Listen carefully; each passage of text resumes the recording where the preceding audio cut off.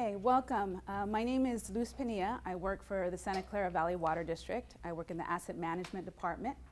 So our Asset Management Department is made up of three programs. We have the Water Utility Program, we have the Facilities Program, and then we have a Watershed Program.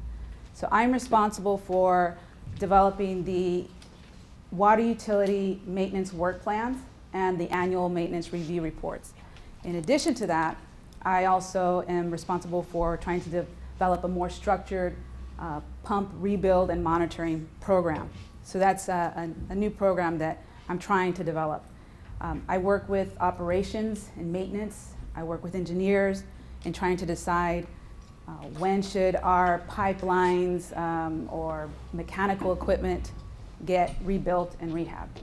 So even though my title says civil engineer, I actually am a mechanical engineer. I majored in mechanical engineering. Okay? And the purpose of this presentation is going to be to show you how we've used vibration data to determine the condition of our pumps. So at the end of the presentation, hopefully you can say, or you can use this information to go back to work and say, based on these pumps and based on the vibration data that we collected, this is how they rank. Certain percent would be rated good, low risk of failing. In our case, this is actually an example from a report from our pilot program, our first year. We did some vibration testing and used this process that I'm going to explain further to develop this ranking. And so this is actually an excerpt from the pump report that I put together. And in the end, I was able to present to management and say, okay, we surveyed 49 units. We had 36 that were low risk of failing, 3 moderate, 4 high risk, and then 6 of those 49 assets were labeled as a very high risk of failing. These are the typical problems we're having. These are the things that we need to improve on. And these are the pumps that we need to rehab or work on within the next 30 days or as soon as possible so that they won't fail. And so therefore, we're able to push those assets forward based on condition and not so much on age. So I don't know if what your asset management program is like, but a lot of our rebuilds in the past have been based on age. Okay, or if it just fails all of a sudden, then we pull it. And so we're trying to move away from that and base it on condition. This presentation is going to be more on vibration. There are different methods of evaluating the condition of a pump. Of course, there's temperature, there's shaft displacement, there's hydraulic performance, power ratings. This is just going to be on vibration. Eventually, we'd like to improve that, and those are going to be some questions that I'll have for you further into the presentation to find out what you guys are doing in your agencies, okay? So a little bit about the district, first of all. We are the Santa Clara County wholesaler, water resource wholesaler, and we are also a flood protection agency. We also manage, we're a steward for clean streams and creeks and district-built reservoirs. Some of our assets that we manage are dams and reservoirs. We have 10. About 114 miles of raw and treated pipelines. We have 3 water treatment plants. We have 1 recycled water treatment plant, and we have 3 district pump stations. 2 of those pump stations are owned by the U.S. Bureau of Reclamation. We maintain them. And the largest horsepower of pumps that we have are 2,000 horsepower vertical and horizontal pumps, which are the ones that belong to the U.S. Bureau of Reclamation. We serve about 2 million people, and our company is made up of about 756 employees. This is the program that I'm going to be going over today. I'm going to go over these 5 components, and the majority of the presentation is going to be on the risk indicators. I did a presentation back in May over these components. I don't know if you might have been in that presentation for BAYWORKs also. It was a much more condensed version. In this presentation, I'm going to go into more detail as to how we develop the risk indicators, and then I will go into the other components a little bit faster. And when I'm done with each component, I'd like to take pause and ask you questions to see what your agency is doing in each area, or if you have any questions regarding that topic. Okay.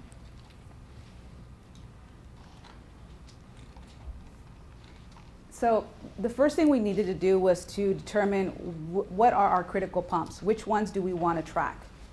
And it was something simple like just talking to maintenance and asking them, which ones do you feel are the most important assets that we need to track? Which ones are the most important pumps?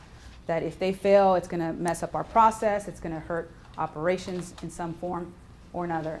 And I didn't sit there and do a whole cost analysis on each pump. It was just talking to maintenance, identify a certain set. The first year, they identified 49 assets, pumps, pump units, and when I say pump units, I'm talking about the motor and the pump together, and then a few mixers is what they called out. The second year that we did this pilot, we added the 2,000 horsepower pumps from our Coyote pump station. So now we have about 64 that we're tracking this second year. The smaller pumps, like our chemical feed pumps, we didn't include those. Those tend to be inspected on a weekly basis, and they're replaced based on, just as is, as they fail. They don't really fail based on installation or alignment. It's more just constant use because they're in service 24 hours. So we just do inspections on those on a weekly basis. So those weren't part of this this survey or this monitoring that I'm talking about. And the majority of the pumps that they called out were above 50 horsepower, mainly vertical pumps. We have a few horizontal and, like I said, a few mixers in there. We had interns collect data from drawings and nameplates, and we separated the information based on how we were going to use it. So first of all, we try to collect the information and put it in one location for those pumps that were identified, or those units that were identified. We collect for district staff. When we go out and do acceptance testing, we need to know what the bearing type is, what the bearings are, what the configuration of the pump is, and what the horsepower is. And we need that so we can input that information into our vibration analyzer. We do that because we want to follow up when we do acceptance testing. Even though we have a pump that's going to go get rebuilt, and that contractor who repairs the pump hires their own vibration contractor, we still want to have that skill and be able to go in and follow up and say, yes, we agree with what that contractor did. And we've had issues with that, where we've had a few contractors try to lie to us. So that's really important to try to keep that skill in-house also. So we have that information that we reserve for our vibration analyzer. Then we have information that which is pretty much is similar to what we give to the vibration contractor that we hired, because we just recently, for this pilot program, we hired a contractor to come in and do quarterly vibration measurements for these assets. They are not used right now for acceptance testing. We are the ones that follow up on the acceptance testing. They are mainly used for just predictive maintenance, so that they could give us a report, give us certain data, and they're really quick on providing the test information, versus with us it would take us a lot longer to go out and do each. It's actually cheaper for us to hire them. And we also looked at software to install and have it monitored off-site. There's companies that will, you purchase sensors, you purchase all the equipment, and then it'll take readings for you, and that, Bluetooth or through the cloud, it sends it off, and they can give you a report and email it to you and stuff like that. I did some investigation in that area, and I found that although it sounded great, We wanted to have a little bit more personal connection, at least for this pilot. We wanted to be able to call the technician and ask them, hey, you know, I don't understand why didn't you call out this problem? This is a high vibration or so forth, and just to kind of have that for right now. The agencies that I did some research on regarding the online service, they said that they would provide that same type of service, but when I called them up, when I asked them about maintenance fees and how does that increase every year, that was very vague, so I was a little worried about, okay, you're giving us a good price right now, but who knows what it's going to cost us the following year. And in addition to that, I had asked for some client information. I wanted to find out what their customers were saying regarding this service, and they were hesitant to give me that information. So that was one reason we just decided to hire a contractor and have them come on site and run the test for us instead. It takes them right now for the 64 assets that we have, because they're scattered in different locations. The plants are scattered in different areas, of course. It takes them about 2 days to collect the data, 2 8-hour days. So that's actually really good for the cost that they're charging us, and we decided to go that way. So let's see. Now, the other information that we collect would be from the, What frequency do you do this? depends on the, yes. So the first time we did the pilot, we were asking them to come in every 2 months. And we found that that didn't work well for us. It was too soon, because by the time they went out, did the test, and then gave us the report, and then they called out certain issues with the pumps, the motors, then we had to communicate that to maintenance, and then maintenance might be in the middle of a shutdown or might have other stuff that has priorities, right? It was not enough time for them to take care of that issue, or buy the parts, or replace the parts, whatever it was, do the balancing, hire a contractor to come in and do the balancing if they found that there was some mass imbalance there. So it didn't give us enough time to resolve the issue by the time they came back and did another test. So this second pilot, we decided to have them come out quarterly instead of bi-monthly. Okay. Additional information, the number of stages, the setting length, the material, is there any special material on this particular pump?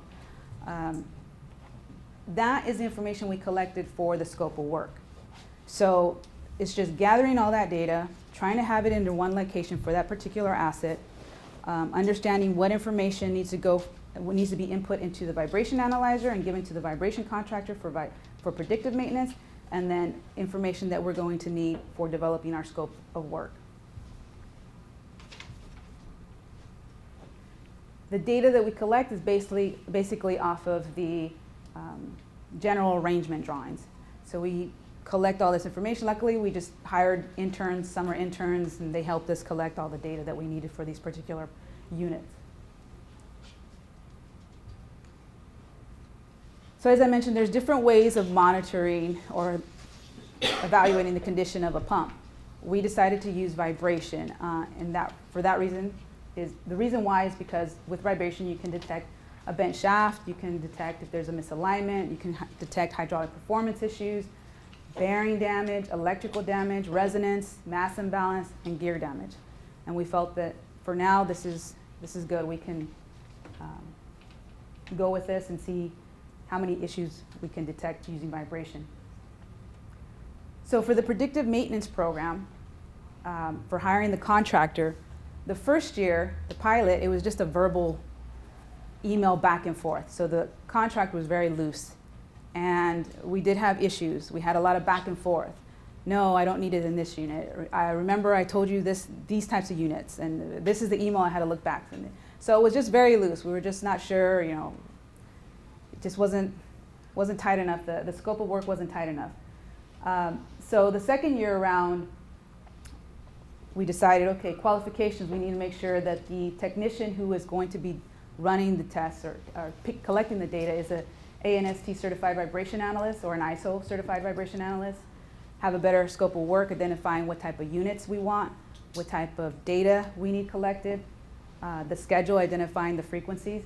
the minimum requirements for the equipment that they're going to use, the locations at which we want the measurements taken, and how we want the data reported, because we had some issues with that too the first year around. I have a sample of the second contract or request for proposal that we submitted. You're welcome to take one. It's like I said, it's a pilot, so but you're welcome to check it out. And it's going to go, basically what you see in here is the same stuff that I'm going to go over in the presentation as to what we asked for, or part of what we asked for in regards to units and data. Okay. So we requested that we have vibration velocity collected in inches per second, RMS, and we requested vibration acceleration in G's peak-to-peak units. We did not ask for vibration displacement. I don't have the equipment. I don't have the portable displacement probes to run that those types of tests. And I wanted them to collect information that I could also replicate, but we do want to get vibration displacement eventually for these pumps. Vibration displacement is mainly important, I think, for units that are 600 RPMs or lower. And that's where the displacement is more important. For higher RPMs, your vibration velocity and acceleration is usually industry standard. Okay. Vibration velocity is also what helps you detect bent shaft, misalignment, mass imbalance. The vibration acceleration information that you get from a time waveform is helpful for determining early bearing wear stage. So just remember that. The vibration velocity is more for detecting the bent shaft, misalignment, mass imbalance, acceleration. Keep in mind bearing wear, early bearing wear. So being able to detect bearing wear damage before it even shows up into the velocity spectrum. Okay? So this is the equation that I want you to remember and that we're going to basically go over, and how the ARI, by the way, stands for Assigned Risk Indicator. So the ARI is what's the risk of this pump failing? And so that's where, if you recall the second slide that I showed you, how it had the rankings in the green, the yellow, and the orange. So that's where basically the ARI ties into that. Vibration velocity, so I'm sorry, the ARI is a function of the DFI and the B value. The DFI comes from the vibration velocity, and the B value comes from vibration acceleration. So B value, think of bearing wear stage, and DFI, think of vibration velocity. Okay? And this equation is basically from a technical paper that I found online. I said, I'm going to give this a shot. I'm going to see if it works. Okay, so I have it here. You can pick it up at the end of the presentation. I'm going to come back to that equation, but I have to go into some of the standards that we use so you can understand how it ties back to that equation. So in regards to rebuild or new pumps and so forth, when we get a motor or we rebuild a pump, before we couple it, we always do a vibration no-load test. We test the motor, uncoupled, check the vibration, and we do that so that we can separate any pump issues from the motor. And it just confirms there's no issues with the pump. There's no issues with the motor. We could couple it to the pump and then follow up with another test. We use ESA standards for the no-load test for the motor. Most of our motors are rigid mounted, so the maximum velocity, vibration velocity, tends to be 0.08 inches per second. So we just make sure that it doesn't exceed that when we test the motor. These are the locations that we test the motor vibration. We check the top motor bearing housing and the bottom motor bearing housing.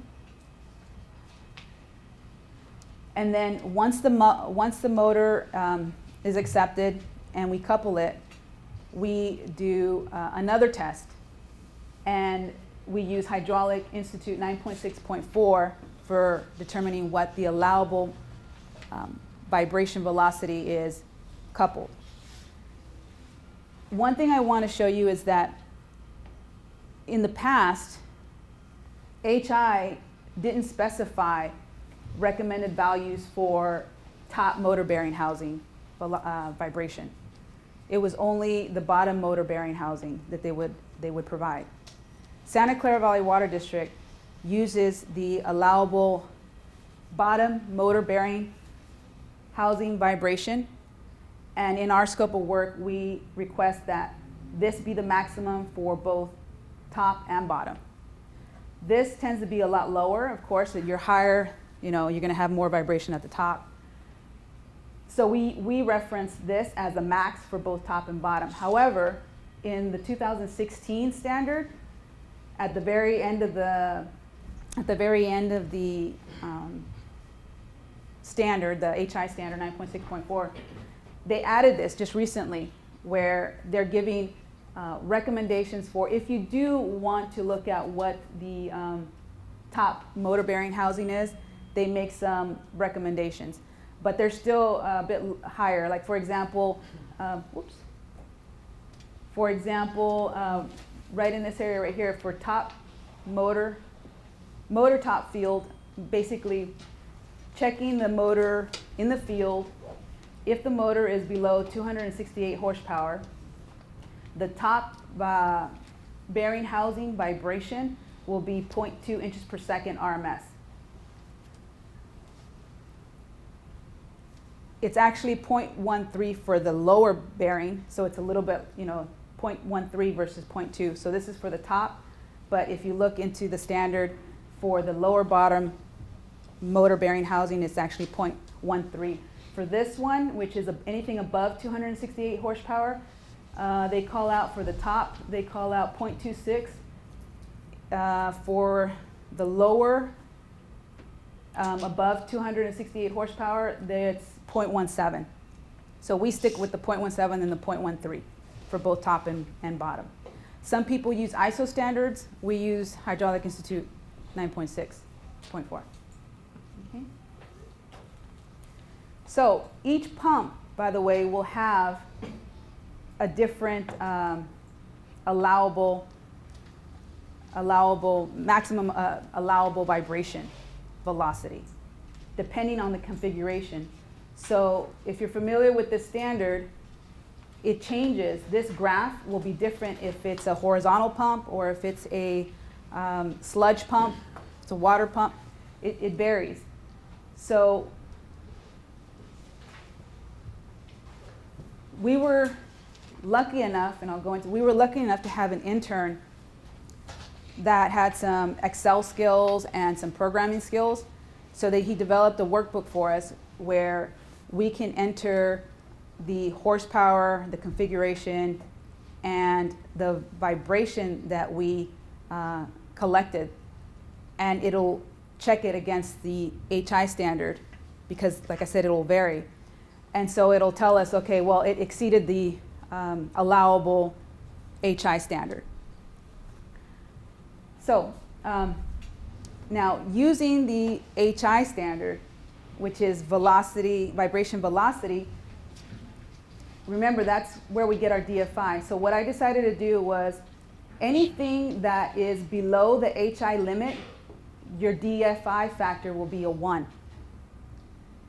This graph needs to be, this slide should be a little different. I should have edited it, but anything that is less than the HI limit, we give it a 1. Anything, this is wrong. Anything that, this shouldn't be here, sorry. Anything that is equal to the HI limit or above, but below 1.5 times the HI limit is going to be given a 2. Anything that is above 1.5 times the HI limit, but below 2 times, will be given a 3. And anything that is above the 2 times the HI limit will be given a 4. So your DFI factor will either be 1, 2, 3, or 4. Okay?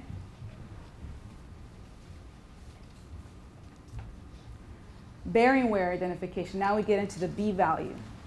So that chart that you see there is referencing time waveform data. Time waveform, G's peak to peak. This is acceleration. And that chart that you see here is in here. Okay? And what that's saying is that at certain RPMs, this is your maximum G's peak to peak. And you're either at a stage 1, a stage 2, a stage 3, or a stage 4 bearing wear. Stage 2, if you're at a stage 2, damage should be microscopic on the bearing. If you're at a stage 3, the damage on the bearing should be visible if they pull the pump or they pull the bearings. It should be visible. And stage 3, of course, is damage. You need to pull that right away. So that's basically how the DFI and the B are determined. So using that, the ARI value, we decided that anything, and so basically, let me go back. The B value will either be a 1, 2, 3, or 4 also. And this will be a 1, 2, 3, or 4. When the ARI is less than 2, we consider that a low risk of failure, normal. If it's greater than 2 or less than 3, we consider it moderate risk of failure. And the recommendations are to check it within the next planned maintenance. Anything greater than 3 but less than 4, we consider that high risk of failure. We want to repair that asset within the next 30 days. And if it's greater than 4, if the ARI is greater than 4, we want that repaired immediately. Okay. Now, we wanted to prove it worked, or at least check. Because right now it's like, okay, this paper, wow, it's great. Maybe this is a way of being able to report something at the end of the year and showing everyone, okay, this is the condition of our pumps. The contractor detected a problem with one of our water pumps. They said that there was some looseness and they were showing impact in their vibration data. So this is something similar to what they send us. They send us this report and then they will give us a little graph that says they detect looseness. So we decided, okay, well, let's follow up with our own testing and see how this equation works and what kind of ARI value we end up getting for it. So we decided to run the test, and according to vibration, HI standards, the maximum allowable vibration for this pump would be 0.15 inches per second. So anything that's less than 0.15 is in the green zone. Anything above 0.15 is going to be in the yellow. Anything anything above 1.5 times the HI limit will be in the orange, and anything above 2 times that will be in the red. Okay?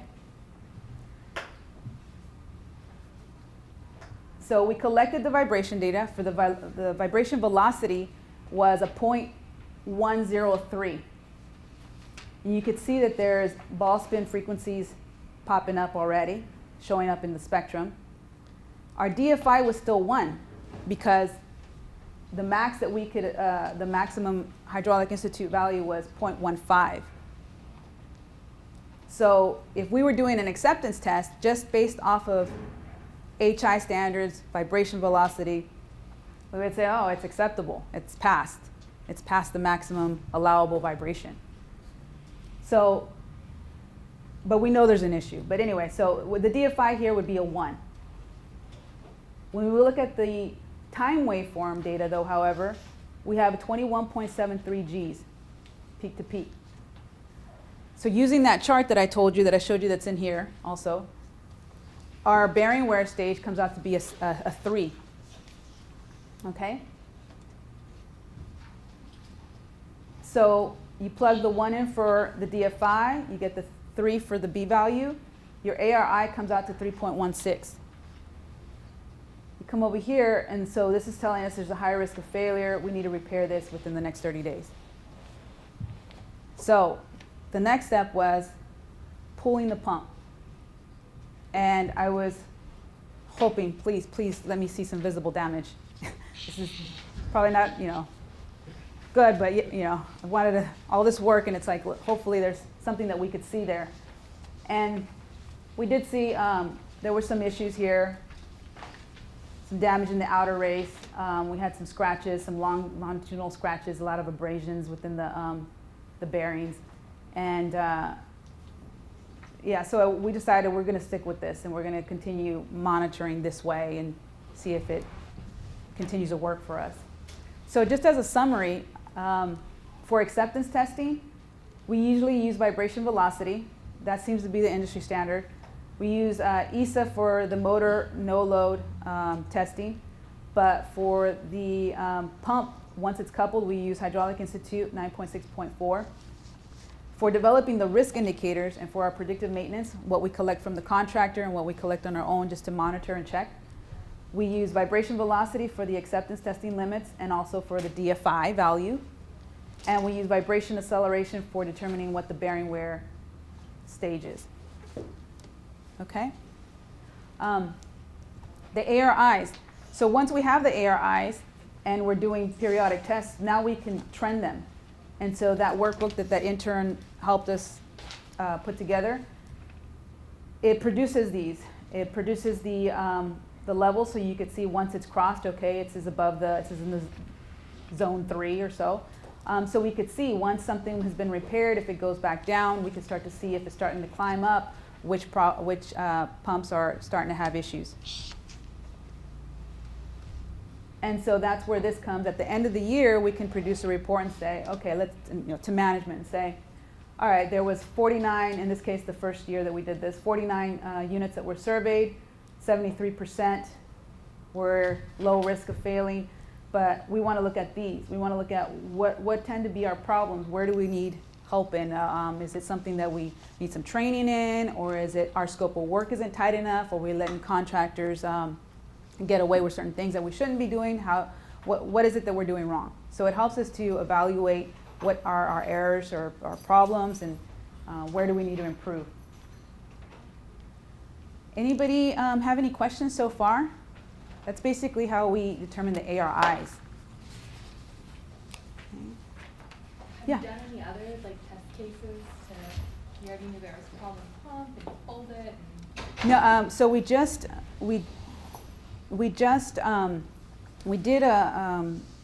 started the program again. So I haven't looked at the data that we got back from the contractor, but we have to do that. We have to do more tests because this is just one. And so definitely I think we need to continue to test it and see if it still works, see if we run into any issues, and we'll see if it how it goes. Yeah, but no, just one right now. Yes. How did you come up with 50 horsepower? Maintenance, they looked at the pumps that they found that were the most critical, and they tended to be above 50 horsepower. Those are the ones that they were more concerned about. Yeah. It wasn't something that I try, for that, it's just me that's trying to push this forward right now, with the help of maintenance, of course, and everyone, but I didn't have time to try to do some kind of cost analysis and all that. It's like, let's pick some, let's try this, let's go for it and see what happens. We'll figure it out as we go. Yeah.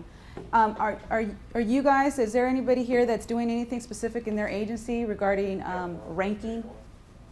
Yeah, what are you doing? We did that for originally for vibration analysis, they used it to increase the pumps over 105 horsepower. But talk with the people to decrease it to 100 horsepower. So anything above 100 horsepower will have vibration analysis. Anything below? Above 100? 100 horsepower. Above 100. And once you do you guys produce a report at the end of the year or anything that says like, okay, here's the condition of our pumps overall? No, this is. No, we have a central shop who does this, Mm-hmm. and they constantly monitor every 3 months or 4 months. They do measurements. Uh-huh. and based on what they read off of that, they're changing their software, so their whole system is going to change a little bit, but they're doing it in-house. At what point do they decide, let's pull the pump?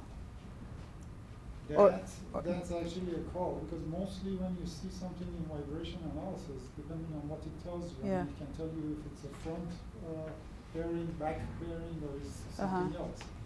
That's I think a call like their supervisor. Yeah. So when, like we're saying, because for in asset management, we were assigning our pumps and motors a certain life cycle, right? Like for example, this pump has a 20-year life cycle. This one has a 15-year life cycle, and so forth. So every 20 years or every 10 years, we would say rehab and replace at 20. Let's just say an example. Rehab at 10 years, replace at 20. Do you guys do that, or do you guys go like, no, it doesn't matter if it's if this pops up as a rehab or replace. We want to base it on vibration first. No, or it's difficult to say because pumps are not running 24 hours, 7 days. Yeah. So the amount of hours they have, I mean, we have pumps that are 60, 70 years old. Yeah. And they just change the bearing because it breaks. But Yeah. That depends on the situation. We have different sizes, and that depends on the size. Your analysis for the amount of vibration, Yeah. if you go to the higher size pumps or the different kind of pumps, multi-stage, single stage, that I don't know how much it will hold for different variation of the pumps. Mm. So it's hard to put it's case by case in the Yeah. Yeah. Okay. Anybody else? You guys do anything like how you determine? Does anybody here do vibration analysis or do you do? Okay. Yeah. What a contract provides us is pretty okay. Uh-huh. Performance of care, want to learn more about it. Oh, okay. Okay. All right. So the next thing I'm going to go over is just general scope of work. So we were having a lot of problems with determining. We were basically, whenever a pump needed to get rebuilt, it was a lot of cut and paste. It was a lot of, okay, where is the last scope of work, that last rebuild that we did? And it would be on somebody's C drive somewhere, or we were copying and pasting and missing out on a lot of stuff, a lot of important information that needed to be on that scope. So we decided to work with mechanical engineering and electrical engineering to develop a template. And so right now we're still working with our electrical engineers to develop a template for rebuilding pumps. And so this is basically, remind you that this is basically for our existing pumps, not for our new pumps. This is mainly for refurbishing existing pumps and existing motors. So this is all going to change. We decided this is an old scope, but we decided we're going to use CSI format. So the formatting is going to change, but what we looked at is what are the common tasks for all the rebuilds? What are the common things that we need to make sure we always include? What are the special requirements section? Meaning, the pump description, the background, the location, where is this pump located, things like that. So those are the sections that we have within the scope of work. And we try to create it in a way that it's a step-by-step, it's like a template. Step 1, step 2, okay, who's going to be the project manager, who's going to be receiving the as-build information, the final, the as-found information, the as-build report. Is there any special coding for this particular pump? So there's questions, step 16, 17, 18, and it asks the user, it asks questions so that just reminds them, don't forget to add this, don't forget to add that. Asset management is trying to keep the template and try to update it every year, have a meeting with maintenance and operations and talk about, well, what problems did we have this year? Do we need to improve the spec? Do we need to make changes? Where were we weak? And so then we would update the scope on a yearly basis and say, okay, this is something that we're missing, we'll just keep it. And so whenever there's a rebuild that needs to take place, our field operations administrator, who tends to be the person who pushes the project along, would contact us if we know that there's going to be a rebuild, and they'll ask us for the template. And then the template will go to mechanical engineering because they're responsible for rebuilding the pump, or the template will go to the electrical engineers who are responsible for rebuilding the motor. And so they'll make their edits and then they'll submit it to the FOA. The FOA is always going to give us a copy of what's going to get sent to purchasing. And so we have a record. And so that's kind of one of the things that we're doing to try to keep that historical data and not just have it saved on somebody's C drive and then it gets lost and then we're trying to wonder, like, how did this pump get rebuilt? What was the last scope of work? Or there's been times where it comes to the acceptance testing and we're scrambling for who has the latest scope, which is sad, sorry. But what was on the scope of work? And so we're just trying to keep better control of how we develop it. So these are some of the things, like I mentioned, that'll have a pump description section. You'll see here, the pump is repaired. The pump that is to be repaired is the XYZ model, blah, blah, blah. Just some things that trigger, like, okay, what's the horsepower? So these questions that the user will need to fill out. Then we have the rebuild process. So we needed to meet with maintenance. And, first of all, did anybody have any questions on the scope of work? I think I had some questions that I wanted to, I might be going through this a little fast. There was,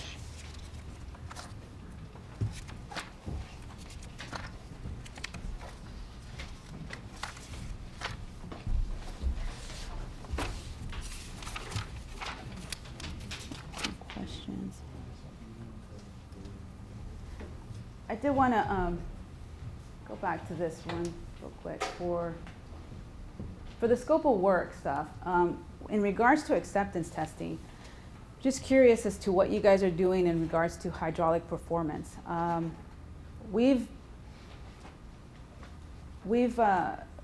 called out, vibration data. There's some electrical stuff that we call out, but HI has a tolerance for flow, for power, for head, and I'm just curious if you guys actually apply that and the data that you guys get, is it something that you guys see the contractor providing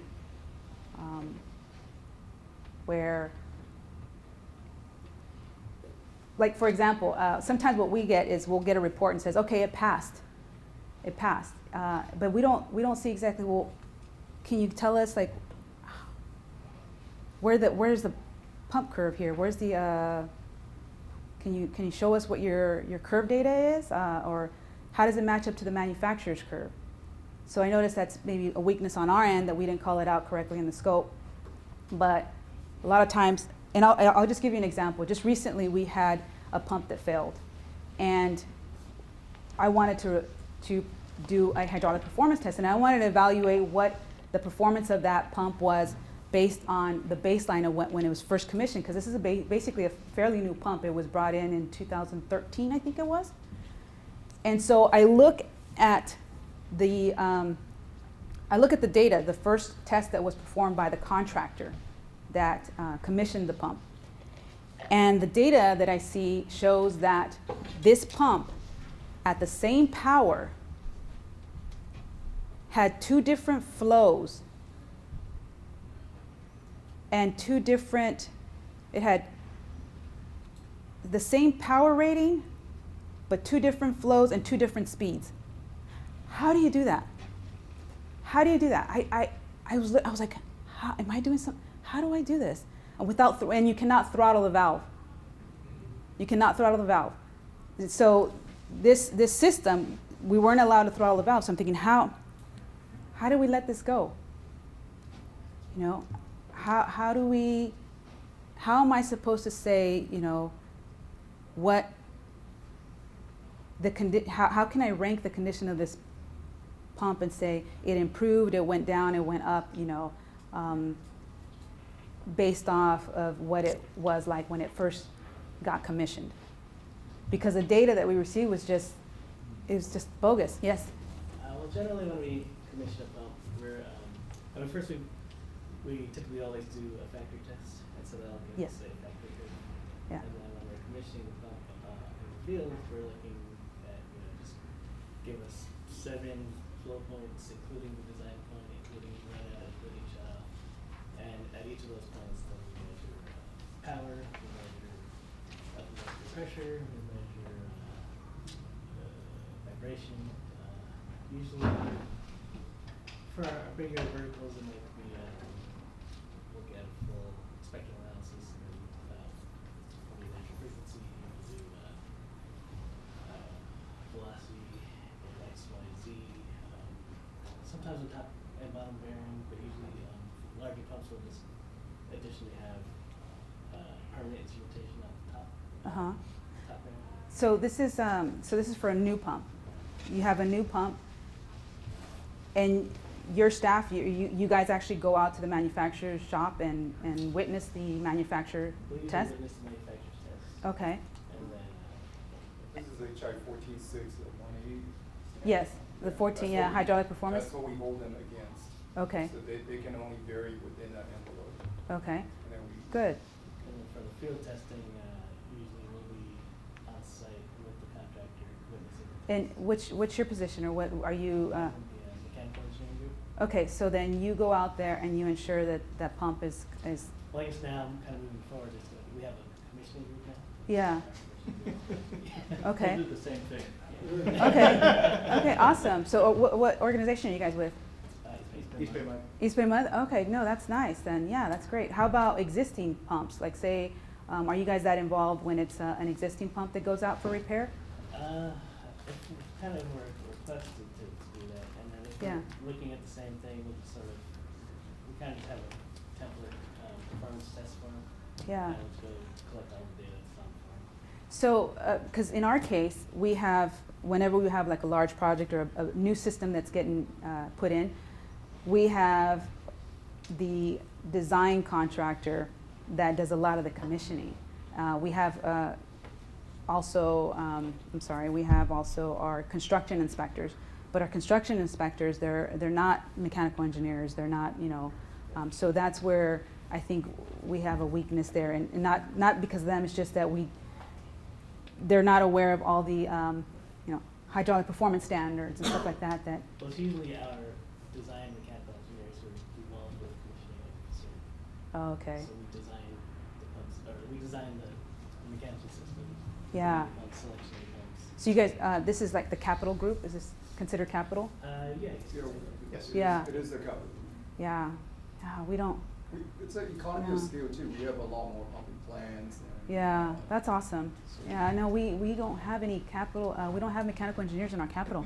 I mean, often, We're on the water utility side. We're dealing with the issues afterwards, which it's something that we have to I So. think we also have just based on just the suppliers that we work with, we also hold them to a lot more tighter stringent requirements than most other, I guess like most other applications that they get from other places. Yes. So, Yes, I actually got to look at some of your specs for the new pumps and I thought they were great. I thought they were something that was really nice because we have to really work on that area ourselves. So just one more time for existing pumps, you're only involved if you're asked to get involved. Like, so what happens when you have a pump that's refurbished? Who's responsible for checking to see if it was? Plant engineering. Yeah. That's our group. That's And okay. that's why we've been, so we know Luz, we met her and worked with her, attended the previous presentation. Yeah. And that's right now where we're focusing our efforts. Okay. Is we feel like we have a pretty good process in place for new equipment. Yeah. And once we hand it over to OMD, and you kind of serve on the OMD side in your organization. Yes. That's where we have some challenges about defining what these standards are. Right now, there's some dissent in our organization as to who's responsible Okay. for pulling this equipment and evaluating it when it fails. Is it our Okay. electrical shop because they're responsible for rewind? Is it the pump shop? So the way that our group is involved on the OMD side is we're working with our machinists in our mechanical shop, the central shop that Barmack mentioned, Uh-huh. to define a pump maintenance plan.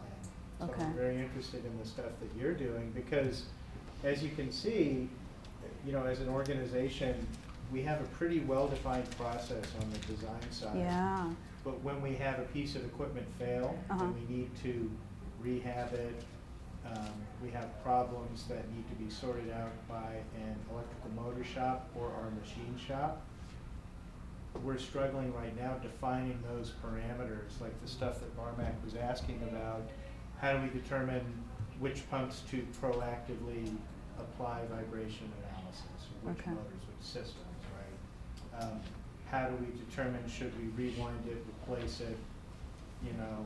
And we're just realizing that one kind of gap that we have is we tend to focus a lot on the motors and we aren't looking so much at the pumps, Yes, okay. right? Yeah. So we have a pretty decent process of, okay, if we have a motor fail, we kind of know how to look at it.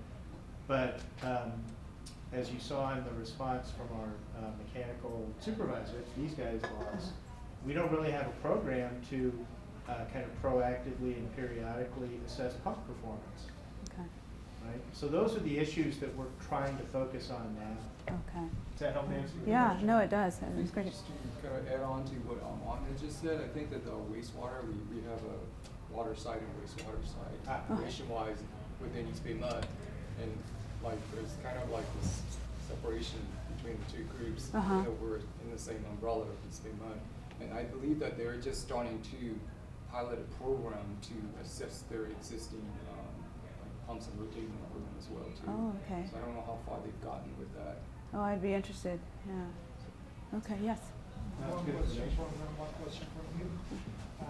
Dennis, on your roof, when they install a pump, after are we trying to create the pump curve in the field?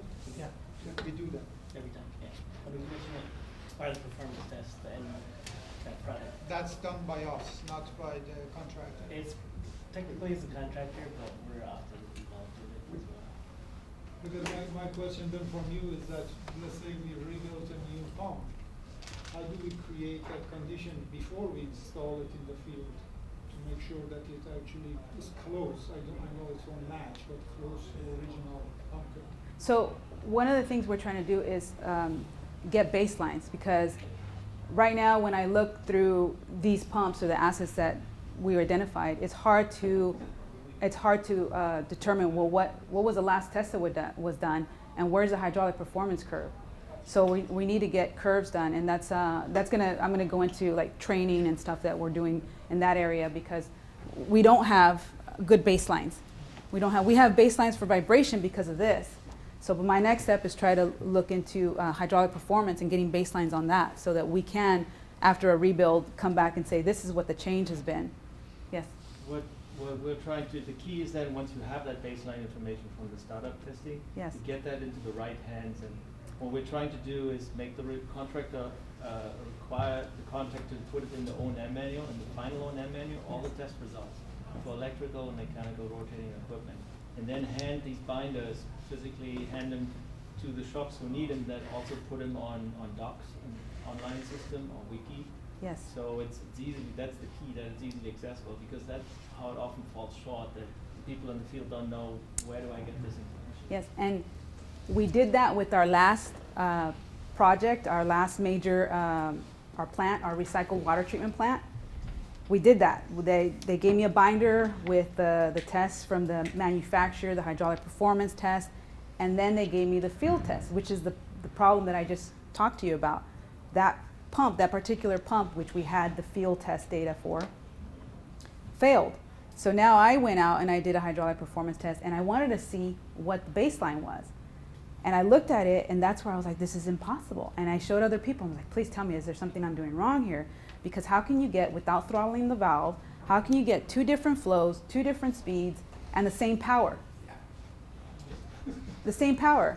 And so that's where it's like, there's a problem here. We need to figure out, you know, we obviously rely too heavily on the contractor, the design contract, or the design firm's contractor, whatever, to commission it for us. Yeah, And we need to build that skill I in-house. have a recommendation, either if you don't have in-house design stuff like we have, Yeah. you go out in the field and actually test it based on the actual design, if you can write it in your specs for an outside designer who has specifically that responsibility to witness the test. Witness is the key.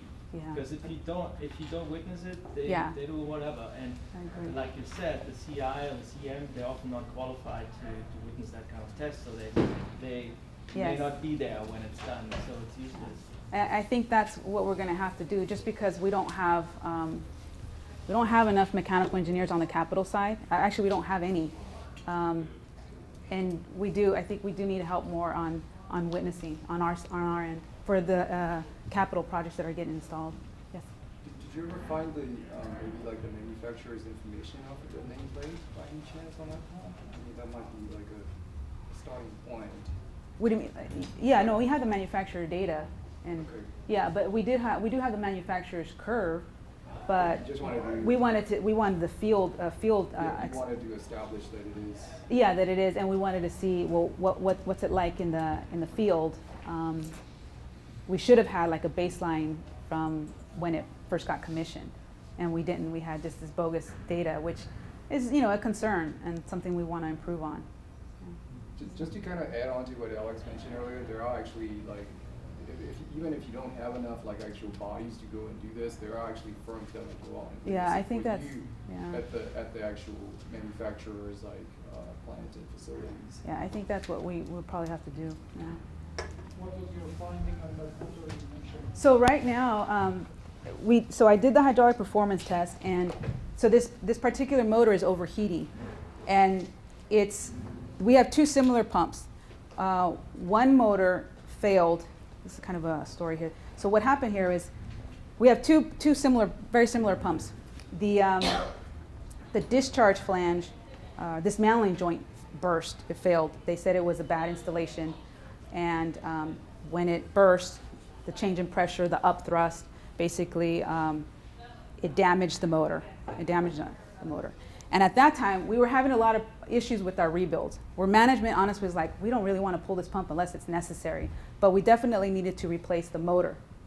So they replaced the motor, and the motor manufacturer was saying that your pump is going to be fine, it's going to be fine. I made the recommendation that, we can't really confirm that it's fine unless we pull it, because there could be some damage with those wear rings or the bowl. It could have been rubbing up against the bowls. I don't know. So management decided, let's not pull it, because obviously we're having a lot of problems. We don't have a good scope of work right now. They decided not to pull it. That we bought a new motor, and it's been a year. So this motor is a little different from the other motors. It's a little heavier. It's a little bigger. It's the bearings are for a higher thrust, and that was because in doing the research, when I called the pump manufacturer, they said, okay, this is the thrust of this pump. And I said, are you sure? I remember I called them 3 times, and I said, are you sure? Because the original motor was not built for that type of thrust. The bearings were not built for that type of thrust. But you're telling me that this pump requires, this is the thrust for this pump. So I need to give that information to the motor manufacturer. And so they said, yes, we've already 3 times. I said, okay, all right. So then this new motor has these bearings that are able to take on a higher thrust value. Well, a year later, this pump starts to overheat. And they pull the motor. Let me remind you, before we received that motor, the manufacturer, the representative, the motor representative, hesitated to give us the motor because they said that there were some balancing issues that they needed to take care of when it arrived. And we were concerned with that because we thought, oh, great. It's just a brand new motor, we're already having issues with it. So they said that they did some balancing at the shop, and they brought it in. When it arrived, it passed the vibration test. Everything was fine. And so, like I said, a year later, it overheats. They pull it. It's still under warranty, and the company, the motor representative says, we can't find anything wrong with it. We think it's just the wiring in the box, the heater, the box. The heater. Yeah, so the heater, right? So we went to the shop. I ran some tests on it. I took my vibration analyzer with me. It was vibrating. It exceeded the vibration, so I had them balance it out right there. Our electrical engineers brought their SKF analyzer. They did a static test, and then they brought the motor back. One thing I did notice, and I think I'm going to bring this up, is that when they were doing the uplift, setting the lift on the motor, the mechanic, I happened to bring my O&M manual with me, and I asked him, "What's the lift? What are you going to put the lift at?" And he says, "Oh, 12 thousandths. I always do that." And I said, "No, this is different. I know it is." And so I look it up, and it was a good thing that I brought it, because the actual lift was supposed to be 5 thousandths of an inch. So it made me think, like, oh, when they made that last adjustment, I'm wondering if that's what they did when they opened it up the first time. But anyway, so he set the lift. We did the vibration test. It exceeded. We stayed there till like 10 o'clock at night, because they had these requirements where you can't test it till after 6 p.m. So we were there till 10 o'clock at night. We did the vibration test, finally got it balanced, and then got home. Brought the motor back, ran the motor, did the hydraulic performance test, and I did a hydraulic performance test on that pump, and I did a hydraulic performance test on one that wasn't overheating. But like I said, they were supposed to be similar. The pumps were similar, the motors were just slightly different. So in doing that, the motor is still overheating, and we can't figure out what the problem is. The performance, the vibration test passed on both of them. The hydraulic performance test on both of them, if I base it off of HI standards, the 14.1 or 14.6, the tolerance is slightly off. So the flow tolerance, I think, was off by a little bit, and the power tolerance was off like by 8% on one, and the other one was like off by, I don't know, 5 or 3% on the flow, or along those lines. So it was outside the tolerance. But at that point, I was like, well, I don't know if that's, how do I know, is that a big enough tolerance to pull the I mean, they're both failing in that against the standard. But I know manager's not going to pull it just for the 3%. It's still producing the flow that we need, but one motor's still overheating, so we still haven't figured out what the problem is on that. What they're going to do is they're going to hire somebody to come in and do a dynamic test, and we'll see what happens from there. Yeah.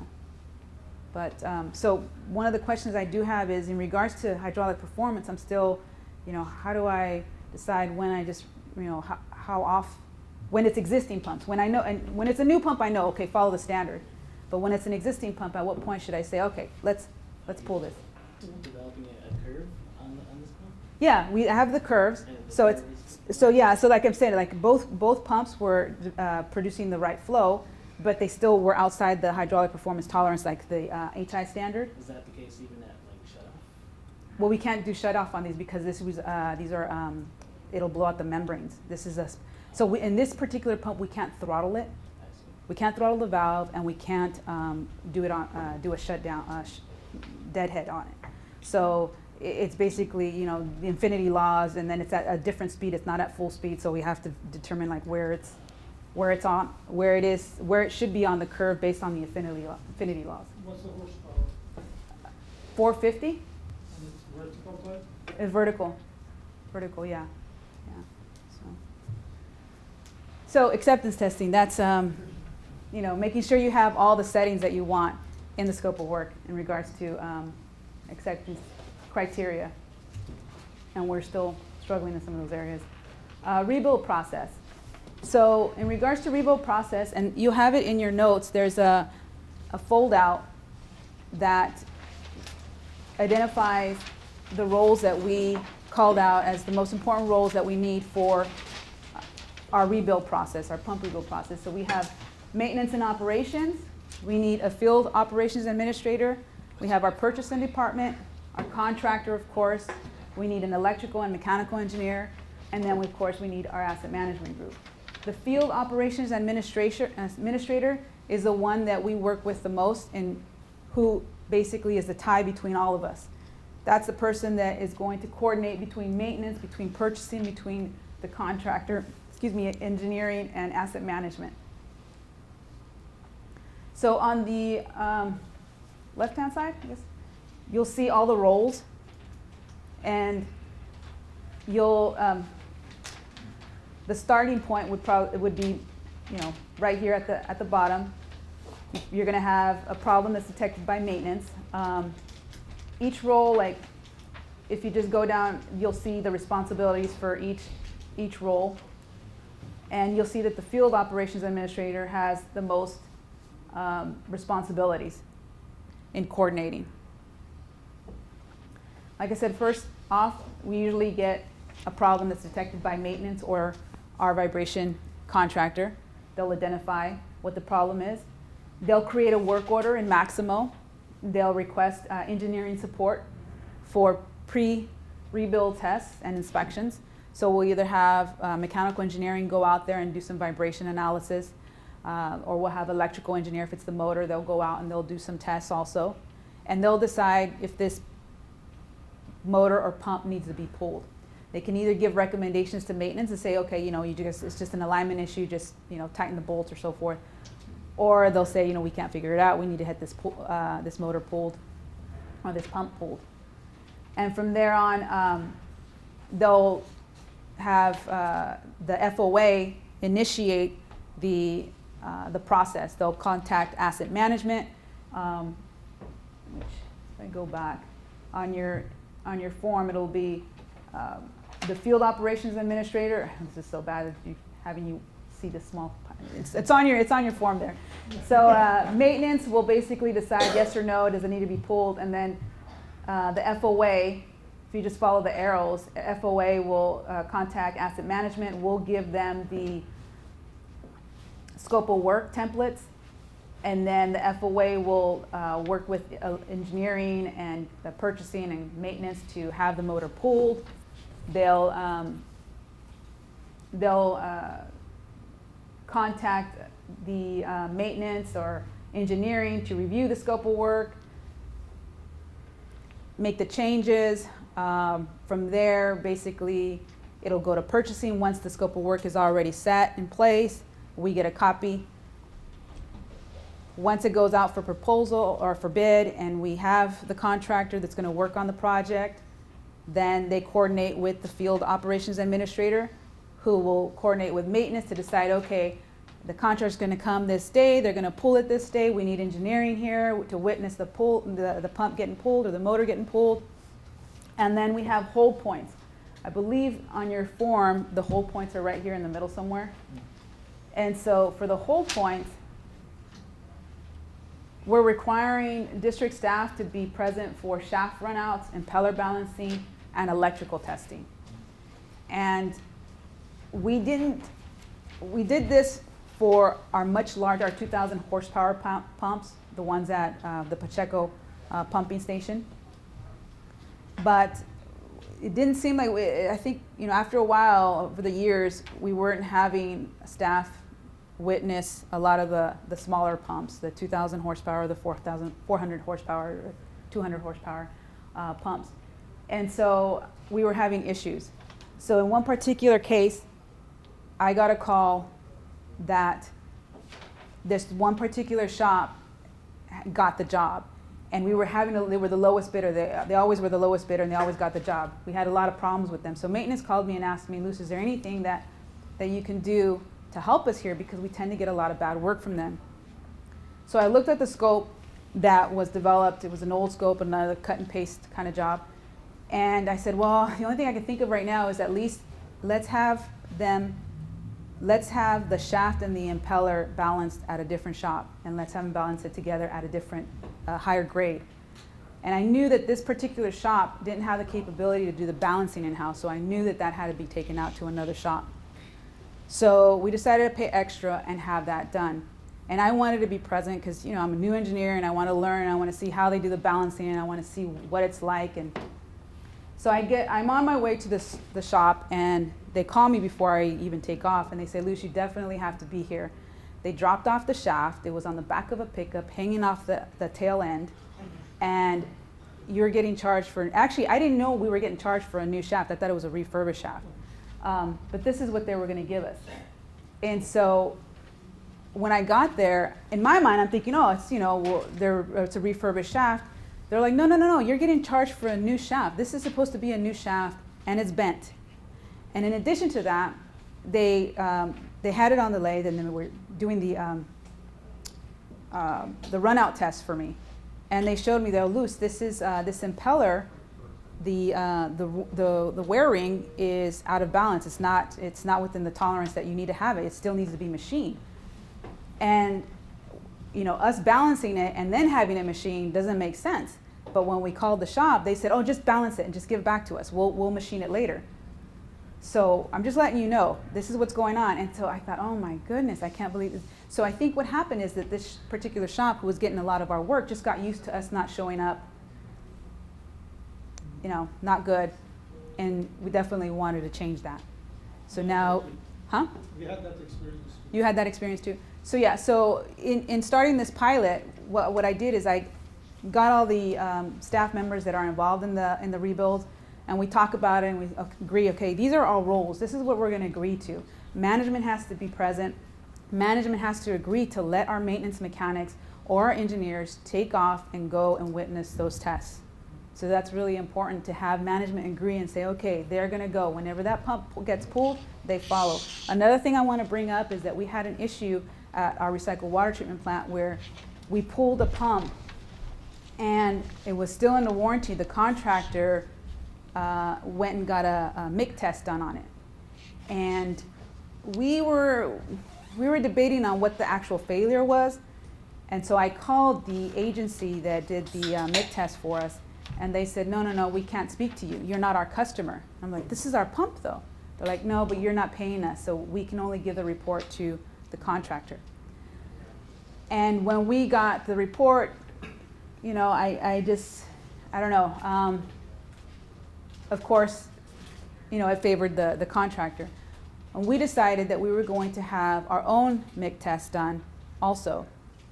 And what happened was, let me remember, we picked up the pump parts, some of the pump parts. And when we picked it up, everything was cleaned, really, nice and shiny and cleaned. And I took it to the test agency, the company that was going to do the testing for us, and they said, Luz, one thing, and this is sharing this with you in case you ever have this happen to you. They said, do not ever let them clean the pump. If you think it's a MIC issue or if you think it's some kind of materials issue, you make sure you just pick up the equipment and you bring it to the shop. You do not let them clean it, because that's where we're able to identify if it really is a MIC issue or is it just that the material was manufactured incorrectly. It just strips away certain information that is vital to the report and to the investigation. So it's important to not. So that's one of the things that we actually put in our scope of work. If the failure is related to a MIC, they're not allowed to clean the shafts. Okay. And anyway, so once this happened to us, we decided to pull the pump from the company that was rebuilding it. Legal had to get involved, and we picked up the pump and gave it to another company to finish it off. So once the rebuild is complete, the final reports get submitted to the FOA, and this is specified in the scope of work. We make sure that the contractor knows all the final reports have to be submitted to the FOA, and the FOA gives us the reports at the end of the project or at the end of the year, and we have control of that. Training. So we figured we were having a lot of problems, and so we decided to work with our technical training to bring some training in for staff. And Robert, our technical trainer here, brought in HI, Hydraulic Institute, to have to perform a class for maintenance, operations, water utility engineers, and our capital engineers. So the curriculum was a little different for both sides, I would say, for the capital and then also for water utility operations and maintenance. That was kind of like somewhat one group. For the capital side, it was very helpful to them in that they weren't aware of some of the standards that are available to us in commissioning. They're used to seeing a lot of the AWWA standards, and they rely quite a bit on the design firm. So we noticed that the standards were somewhat new to them. Actually, I think they were new to all of them. And so we got really good feedback. They liked the training. The training was focused on pump systems.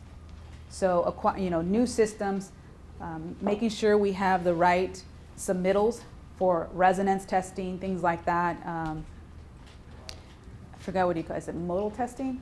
Is it modal testing, I think it is? Or the critical frequency testing, the design, the submittals for the design, and making sure that when we get that new system put in place, we're not going to have resonance issues.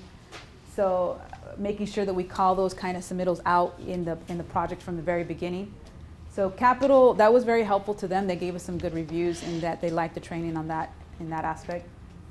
And water utility, we got good reviews too for our existing, maintaining our existing equipment, understanding the system, the process, the data sheets, the motor data sheets, the pump performance curves.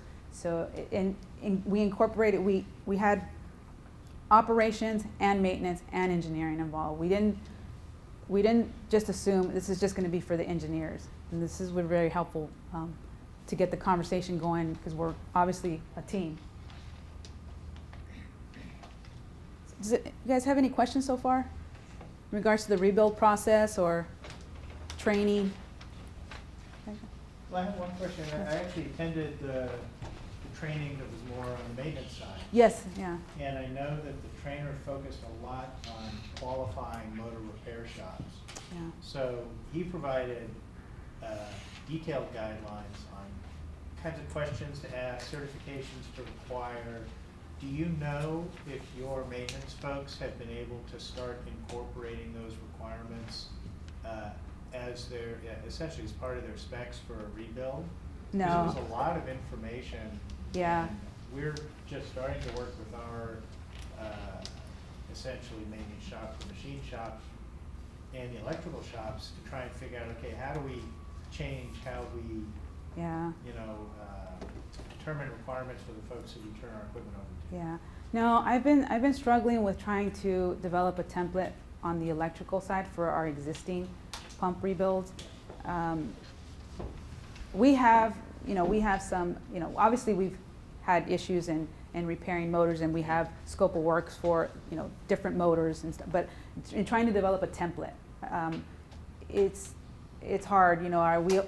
We have our water, okay, so in Capital we have one electrical engineer, okay? One electrical engineer. In water utility we have about, I think it's 3 or 4, I think maybe 4 electrical engineers, and then the rest are like control systems and SCADA. So they're really busy, and it's been a challenge. It's a slow process, but that's what we're trying to develop checklists. What I did for this the motor that I was talking about earlier, what I did is I have my cheat sheet, or not my cheat sheet, but my, what am I going to look for when I go to that shop? Yeah. And what am I going to have, what am I going to need to have when I install this motor or pump? What's the standard? What am I looking for? So I have to have that ready. I bring my O&M manuals to the shop. I have my O&M manuals at the field. I reference, okay, no load test. What am I looking for? What does it need to be? And then I also, what I've done this last few times is I have a schedule. And once you write that schedule out by timeline and figure out, okay, who's my resource going to be? Who's going to do these? Okay, couple the motor. Who's going to couple it? Okay, turns out that housing is stainless steel. Oh, I need extra equipment because that magnet is not going to, when I want to do the run out, that magnet's not going to stick. So once you write that schedule out, you'll be surprised, like, oh shoot, I'm thinking this is only going to take an hour. It's taking the whole day because there's other little things that need to be addressed. So what I'm trying to do now, I'm trying to make it a habit, is to set a schedule I write the schedule, and I'm saving it so that whenever we have another installation, the electrical engineer told me that it was very helpful to him, because I laid out, this is what I'm thinking on my end for the pump. And this is what I'm thinking, because they're so busy, I actually laid out some of the tests that I think they're gonna be performing. And so he came in and helped and edited. He goes, oh no, we have to actually do this first. We gotta lock out this, we gotta do this, we gotta do that. I'm like, oh, so that adds in steps. So now we're building the schedule. And so now we're having it, every time we install a new pump, I could pull it out and say, okay, this is the basic steps that we're supposed to do. Is there anything we need to add or look for? And now we can estimate, okay, how long is it gonna take us out in the field? What I did in this particular case for this recent test, I did a pre-test on one of our existing pumps, because I was really afraid, since we were getting this new pump, I didn't want to run into issues on that day. So I did a test run on another pump. And we took us like an hour and a half, because they were trying to put the power meter on and they ran into some issues. The Hydraulic Institute trainer said that the first test that we done, the power meter was in the wrong location, that the data we were getting was not correct, I guess, in order if you want to get the pump system efficiency versus just the pump efficiency versus the whole system efficiency. So, doing a test run so you could see where you're not stressed out that day, that was helpful to me, and also helped me in putting my schedule together. Yeah, okay. So in records management, and we use Maximo, honestly, and it's been a struggle. It's not used very often. We don't collect. The O&M manuals were scattered. Some of them were in our records department, but they weren't scanned. Nowadays, when we have a project, we ask for soft copies, electronic copies, and asset management gets a copy. Records gets a copy. I know that records has a new system in place that they just started about, I think, a month ago or so. I don't know, I haven't checked it out. I haven't seen if they have it set up where we can easily access O&M manuals, but that hasn't been the case. It's been a struggle. Whenever we had pump rebuilds in the past, it was scrambling to find out where are those O&M manuals. What's the impeller lift got to be? We were struggling for that information. I remember the first time they asked me, I was like, oh, I don't know what you're talking. I don't know. I'm struggling here, right? So, so collecting the data, and what I did was I created just this folder setup for our FOA and for asset management, mainly for our FOA, where it's similar to, the layout is similar to what we have in Maximo. So it'll have our facilities, like say Rinconada, I don't think I have that in the, I'm not sure if I put a blow up on that one, but it'll have Rinconada, Santa Teresa, I have our our facilities.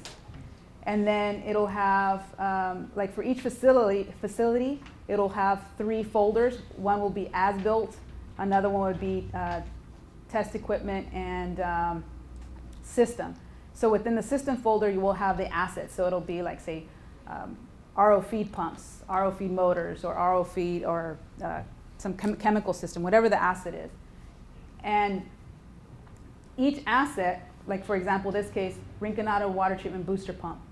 Each asset will have these 4 folders set up: manufacturer data folder, as-built data folder, test, and projects.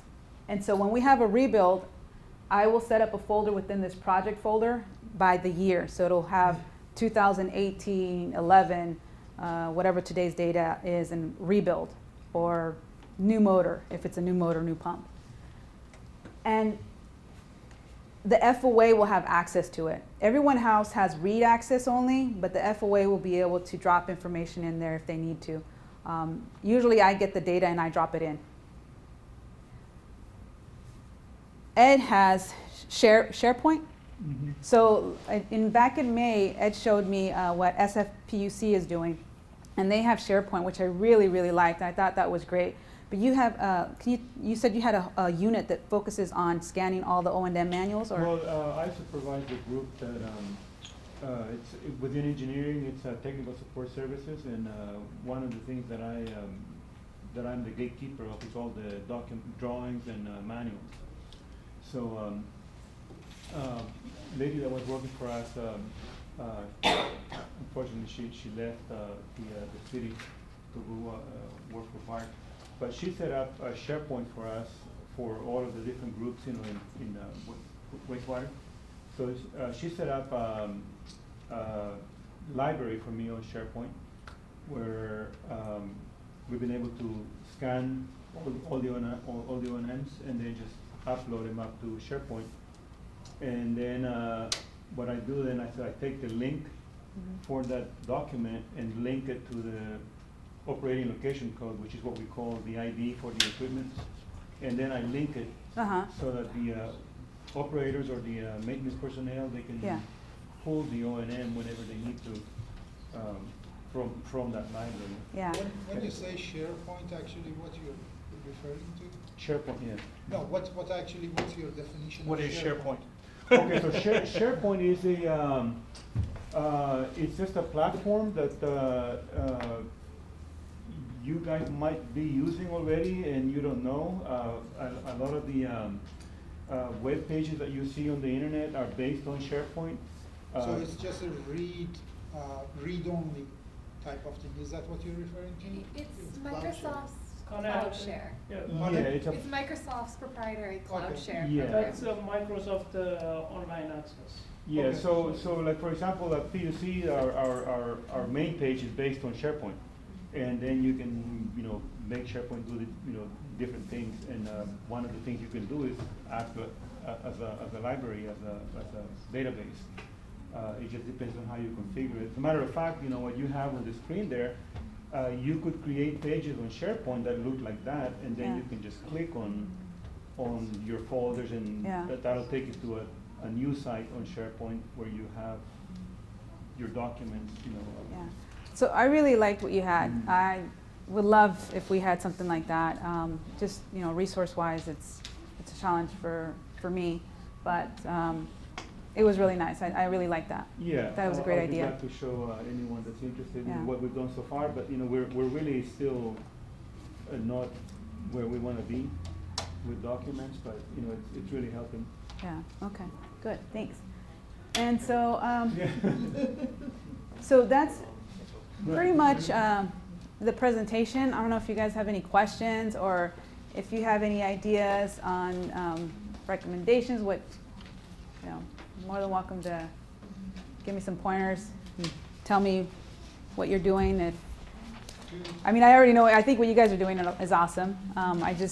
We're more on the existing pumps, water utility side, so we need to work on that. And commissioning is something that we're having a challenge with on some things still. What kind of vibration analyzer are you? Oh, we have a Comtest VB8, so it's an older model. I think it's time we upgrade, to tell you the truth, but yeah. Does it say how you like when you use it? I mean, no, I mean, I like it. I mean, I'm used to it, so, you know, I know what I'm looking for, and it works for me. But I know there's some better ones out there. I think we got like an older model at one time, so yeah. What are you guys using? What are you using? They're But actually now they're changing. testing out, so they're piloting a couple. Well, Okay. I guess the more important question is, do you use the built-in analytics of your data collector, or are you reading the graphs and the data yourself? Yeah, so what I do, okay, so the contest, the way they set it up is, I think I showed you a few graphs that were up there, right? So they have the option of, you can use, I don't know if anybody's used Technical Associates training. They're a company that does some, they teaches vibration analysis. So they're pretty popular, and they have a program that's set up in the Comtest VB8 analyzer, where you can use their alarms, and you could, you know, I could set it up for them, right? Or you could set your own alarms up. I like it because if I put in the bearing information, the type of bearing it is, the type of pump, the speed, and all that, I can see where the bearing defects are popping up. I like how if I use, there's a software that TIA, I guess, TA Technical Associates, I believe, worked with Comtest to put this program in. So I think I can show you guys. It's let's see if I have it here. They give you these. It helps with the bands. Like it gives you these bands. So see, the thing is I can't hold contractors accountable though. You know, I can look and see like what kind of problems we might be having, but on our scope of work, we only reference a vibration velocity. We don't say, okay, if it exceeds this band, we can't accept the motor. So see these bands right here? So this band, it says like lower harmonic bearing frequencies. See how it has red here? It says danger, higher harmonic bearing frequencies. There's some higher harmonics that are, it's exceeded the alarm level. So the software will help you. Technical Associates worked with Comtest to develop these boundaries or these settings. You could change them if you want. But it helps you to detect, okay, there's obviously some problems with this motor. Even though it did not exceed Hydraulic Institute standards, we could say this motor is acceptable. It didn't exceed the standard. The allowable limit is still fine. The allowable limit is 0.15. But we know there's some issue. Well, how do I tell the contractor, hey, I'm not going to accept this. I know there's a problem here. There's something. There's your bearings. There's something's wrong with the bearings in this motor. And so I have a challenge. I'm challenged with how do I represent that on the scope of work.